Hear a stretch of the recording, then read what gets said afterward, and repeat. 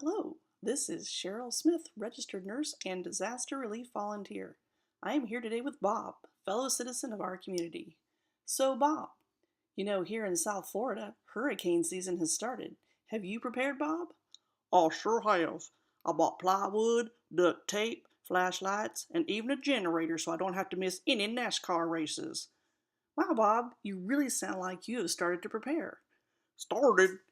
Why, Missy, I am a hurricane survival expert. I even signed up to be on that disaster volunteer team everyone is talking about at church. Volunteer team?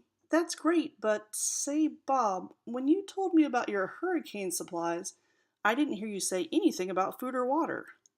Well, I got a pond out back, and if the generator quits, I guess the food in the fridge will be okay for a few days, don't you think?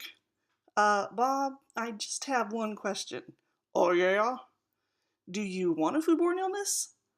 Uh, no, come to think I really don't. Well, according to the National Institute of Health, there's some things you really need to know. After a disaster, food and waterborne illnesses are one of the most common sources of death and disease. Well, then I don't want a foodborne illness. How am I not going to get one? Glad you asked, Bob. You and your volunteer church group can start by going online to www.disasterchampions.org.